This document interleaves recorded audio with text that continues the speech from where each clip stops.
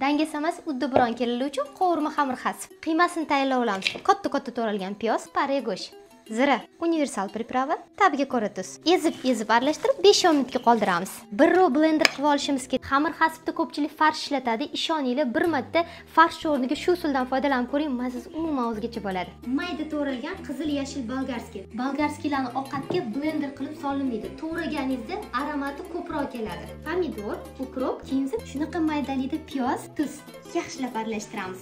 Tovaga ozgina yog' solamiz. Guruchni yog'da qovurib olamiz, qizlar. Ustini ko'mguncha suv solib, tabiga ko'ra tuz solib, 10 minutga dimlaymiz. Guruchim dirkillab turishini qaranglar, shu usulda pishiringlar.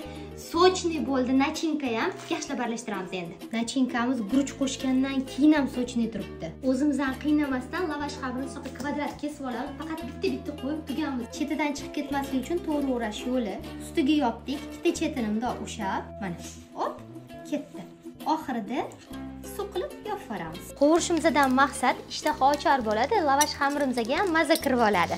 Vohmasi o'zimdan katta qasqonimda 25 minutga dimlaymiz. Bu sous xonim uchun eng idealni sous. Kubik to'ralgan piyoz olgandan keyin universalni tuz yaxshilab aralashtirib yuboramiz. 2 osh qoshiqgina tomatni pasta qo'shamiz. Shakar qo'shib yubordim. Pomidorimiz shunaqa pishib ketgan sochniy bo'lmasa, seli chiqmaydi, suv qo'shishligiga to'g'ri kelib qoladi. Qopqog'ini yopib 15 minutga dimlaymiz. Bilasizlar, qaynonamga uncha yoqatli yoqmaydi, lekin bu ovqatim shunaqangi yoqdi, bolalarim ham mazza qilib yeb olishdi. G'iz ochilib ketgan bo'lsa, yereshani bosib qo'ying, bilasiz-ku, ko'nglim ko'tariladi. Flavis Duchess ichimligi bilan bo'lsa, taomimiz yana ham mazaliroq. To'xtang, hali ham yereshani bosib qo'ymaysizmi? Mazasiga gap bo'lish mumkin emas, olinglar.